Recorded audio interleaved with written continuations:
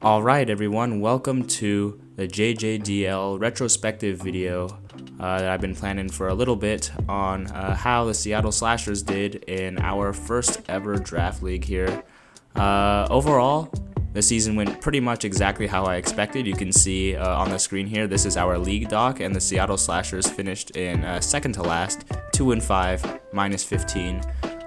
This is pretty much right where I expected. Maybe one more win than I expected. I kind of thought I was going to go like 1-6. I would get my one win and then be done for the rest of the season. But we did have that meme match with Denali that ended up counting for this second win. And so I guess I'll take it, but it's not really a second win, you know.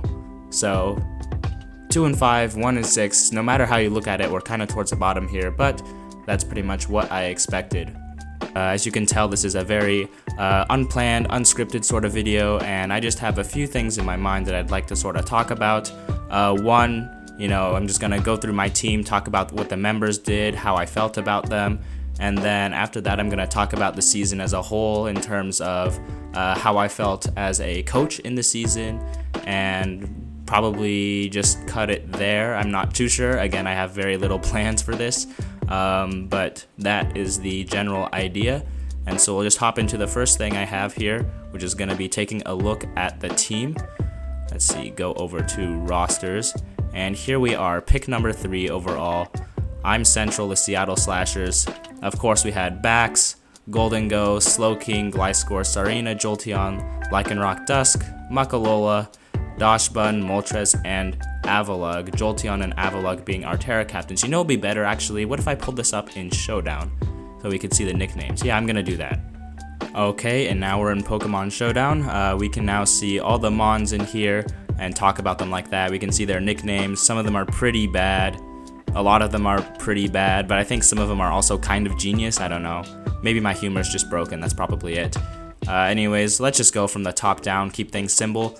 Bax Caliber, I gotta say, I mean, it got 5 kills this season, 3 of which ended up being in that meme match against Denali right at the end, and had that not been a meme match, I don't think that Bax would have gotten 3 kills, frankly. I'm not saying that it's bad. You know, a lot of people in JJDL were talking like, oh, Bax is a fraud, this Pokemon's a fraud, that Pokemon's a fraud, and to be honest, I kind of feel like regardless of what I would have picked, whether it had been a quote-unquote fraudulent top 1 or anything like that, or a more safe pick, like an always round 1, like Dragapult or something like that, then I'm not sure if I would have excelled any differently, because I'm simply new. I don't necessarily think it's Bax's fault that he only got 2 kills, and I think he died like every single game that we brought him pretty much, except for that last one maybe.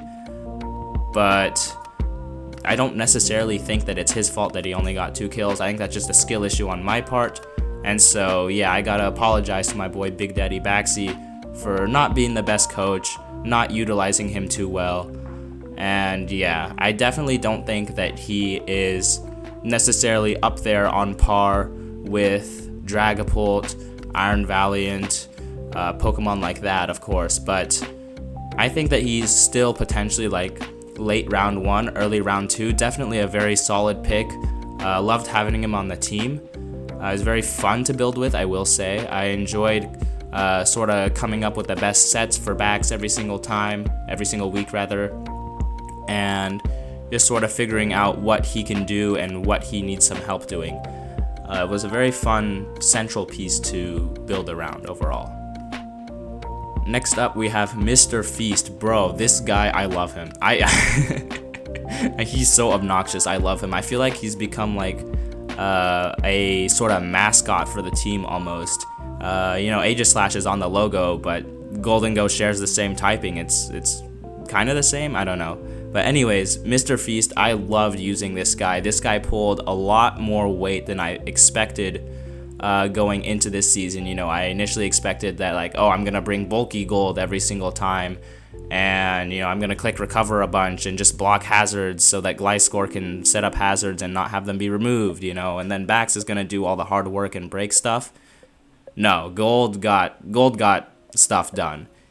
Gold went 5-5, I believe, on the season. But it was 5-4 heading into that meme match where I clicked Memento on it, and so that kind of doesn't really count. But yeah, Gold was like our only Pokemon, I'm pretty sure, on the whole team to like have a, maybe not, maybe Muck did, I'm not sure. Anyways, it was one of the only ones on the team to have a positive knockout death ratio, which was ideal, definitely, for the team. This guy pulled a lot more weight than I was expecting. I'm super duper happy with him. Definitely looking to draft Mr. Feast again in the future. And he's funny, you know. I love watching like Jimothy Cool and just talking and memeing with people about Goldengo because he's a silly Pokemon. And so I'm definitely looking forward to having this guy on my team again in the future at some point. And thirdly, bro, Slowking, I can't lie.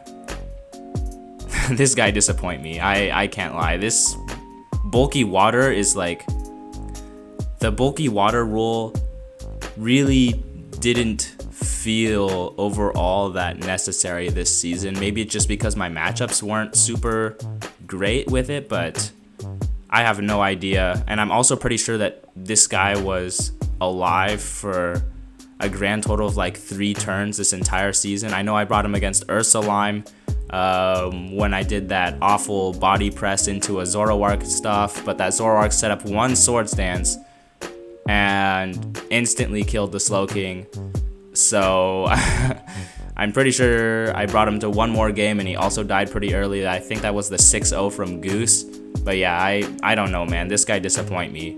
Bulky water my ass. This guy's not, he did not live. Maybe that's because I positioned him poorly. It's probably because I positioned him poorly. Other people can use this guy to its fullest extent, but man, mental breakdown gave me a mental breakdown. That's all I'm gonna say. Next up, we have Zoomer the Gliscor. I really enjoyed using him. I love Poison Heal because it's just free better leftovers on a defensive set. And I love just spamming hazards, EQ, U-turn, knockoff. It gets great utility as well in those moves. There's nothing more to really say about Gliscor other than he was a fun guy to use. I think that pairing him with Goldengo was also something that I benefited from, even though Goldengo didn't do an amazing job of spin blocking this season, but that's because I didn't really bring like total hazard stack most of the time. And there was actually one set on Gliscor that I learned about later. Apparently this guy, is it in here? Yeah, yes it is. Scale Shot. Apparently this guy gets Scale Shot, and so he can actually like boost his speed and set up and everything like that. If I draft this guy in the future, I'm gonna really consider this, but I didn't really look at the move pools too deeply, which was an oversight on my part because I didn't see that it got Scale Shot. I actually learned it got Scale Shot from a YouTube video that I watched. It was another draft creator, Killua, and he's in the GBU right now, which is John Jr.'s other Wi-Fi league that he's running. Holy crap, bro. Killua's good, and apparently Gliscor gets Scale Shot. This is news to me. And so if I draft this guy again, I definitely want to try this set out if I get a chance. Obviously it's not going to work in every matchup, but I think that it definitely could be fun. And I also definitely think that counter could be very fun. This was something that I did see, but I just never had a real reason to run it. Obviously it's physically defensive Pokemon, and counter can do some good damage as it soaks up some hits. So yeah, there's a little bit more that I'd like to explore overall with Zoomer as a Pokemon, but I had a good time using him for sure. Alright, next up, bro. Round 5 Sarina. What a mistake. I brought this guy to one game and it didn't do what I needed it to do. It didn't kill the Manaphy. I'm really not happy with picking this round 5 just because I thought that I needed a rapid spinner. I ended up honestly not facing any super duper hazard stacky type matchups, I think, where I lost because of hazards or because my rapid spinner or my primary one was Sarina. And so I'm definitely not going to be thinking to draft desperate hazard control in round freaking 5, dipping all the way down to 8 points to get Sarina. Never again. Never again. And yeah, overall, this Pokemon sucks. I hate it. It has knockoff now, so that's better, but I only brought it once, and it didn't do its job. As for why I only brought it to one match, it just sort of always felt like dead weight almost. Like, yeah, sure, you can rapid spin, but it's not a fast Pokemon. It's decently strong, but it's not that bulky either. It always felt like there was something else I could bring in its place that would do a better job, even if that Pokemon doesn't necessarily have rapid spin or defog or other removal.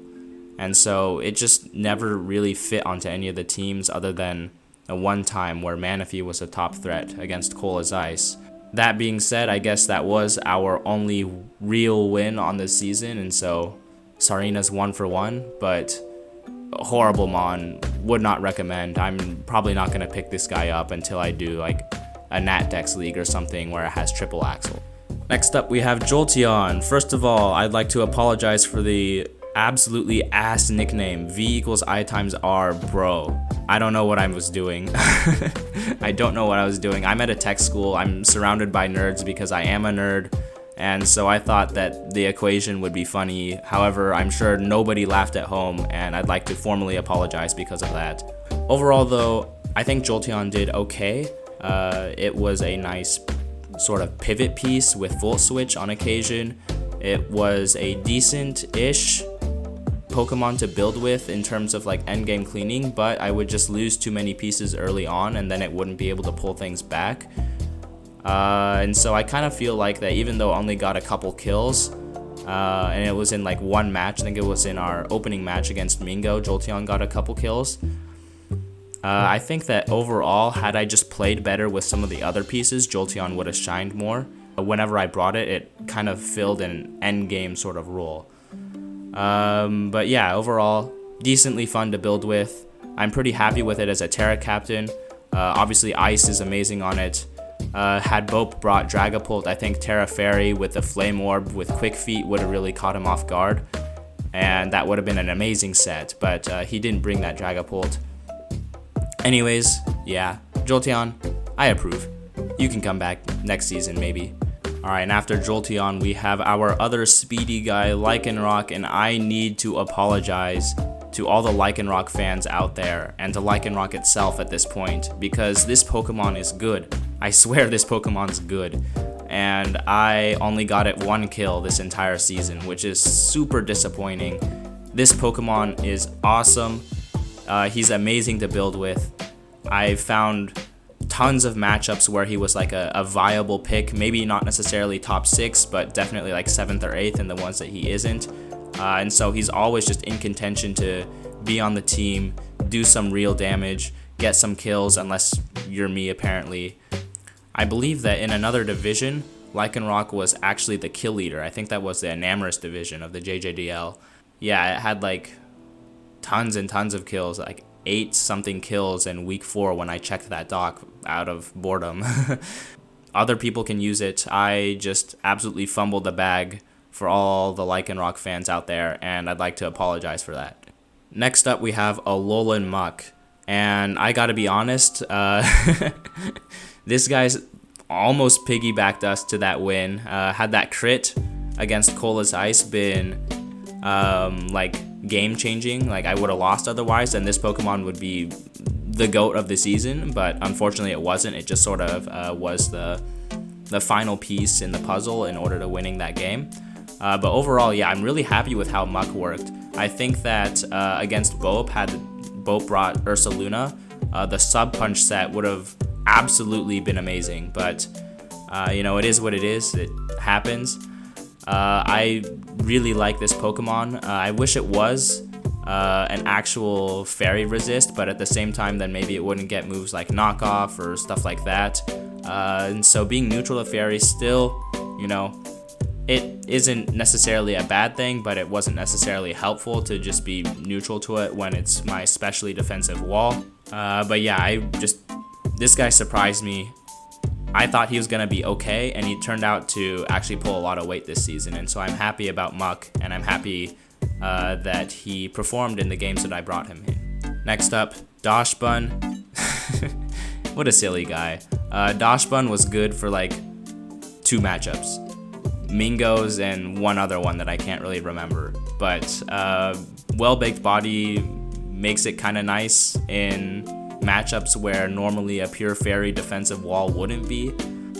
I still think that this guy is a really nice choice for a fairy type if you are needing one at the end of the draft. Obviously, if you can grab like a better offensive fairy or a better defensive fairy like Sylveon or Florges or anything like that, then you're probably better off doing that over Dashbun. But if you're like at the end of the draft and you look at your team and you don't have a fairy, I think that Dashbun is like better than all the other low tier fairies. And so I'm really happy that I ended up drafting this guy. I think that in the games that he came, he did pretty well. Obviously against Bope, the Golden Go Dashbun was pretty much unbreakable for Bope until he got that really unfortunate freeze for me.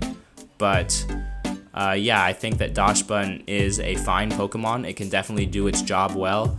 It can definitely do its wish passing duties well. Pretty happy with how it did. Next up, Moltres, the KFC Deep Fryer. I went into the season like hyped that I got Moltres, and you know, it's a legendary bird and surely it'll do good. Obviously it's not as good as Zapdos competitively, but I'm sure it'll be fine if I just slap on a pair of heavy duty boots every time I bring it. And speaking of every time I bring it, I brought it to 2 matches and one of them was the meme match. It sort of felt like Sarina in the sense that like there's always gonna be something better than Moltres to bring along. Like even if, you know, Flame Body, defensive, whatever is a good set, you know, I have bulk in other Pokemon. I have Dashbun for physical, I have Avalugg, I have Gliscor, you know, I just really didn't need necessarily another defensive pivoty Pokemon, I think. And as a result, it never really saw the field, and the one time it did, I misplayed with it, so that's a little bit unfortunate. But it's okay. It's okay. Also, I'm pretty sure I renamed this guy from KFC Deep Fryer now that I'm thinking about it. Yeah, I made him like chock full of special characters and everything like that. So whoops, this is an old team. I actually made this at the beginning of the season, so but yeah, Moltres kinda mid. Never really found an opportunity to let him shine. Next up, we have Avalugg. I am impressed with Avalugg. Even though I absolutely blundered with him in week 3 against Ursalyme, I am impressed with this Pokemon. It is a tank physically, as everybody knows. And with Terra, to remove that sort of fragile ice typing, you can make it into like water, fighting, so body press does more damage. You can do Steel as a very, very strong defensive type. You can do Fairy as another pretty strong defensive type. There's a lot of options with this guy. You could even go Flying, to be honest. But I really appreciated him as my backup sort of Terra option to Jolteon when Jolteon didn't really do too well, or when Avalugg needed to come and needed to be defensive. It absolutely did its job. You saw that in the week 3, even after like it was pretty much sealed that I was losing that game, and even after my initial blunder body pressing that Zoroark, Avalugg was actually causing Ursalyme a fair bit of headache, and that was because it would just never die. I would click recover as he switched to a special attacker, and then I would dip, and then when a physical attacker was in, I would simply just switch to Avalugg again, and it was causing Ursalyme a lot of problems, and it sort of drew out that game, and it gave me a shot.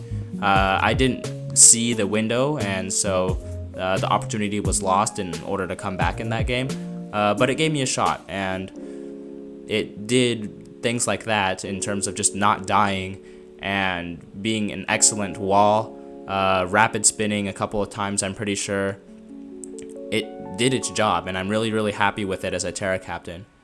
Alright, and that's it for talking about every Pokemon individually.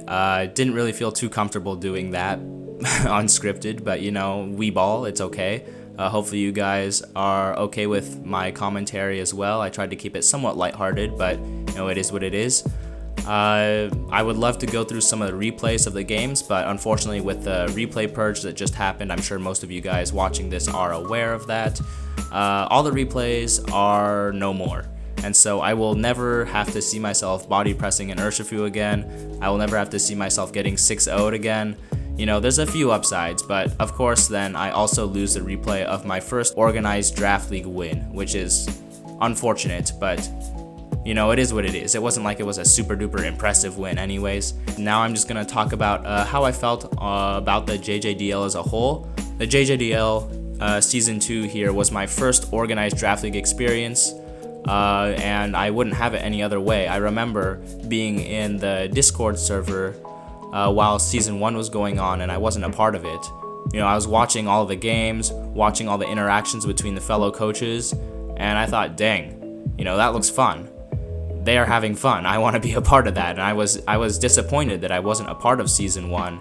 And so I'm really, really happy that John accepted my application into Season 2.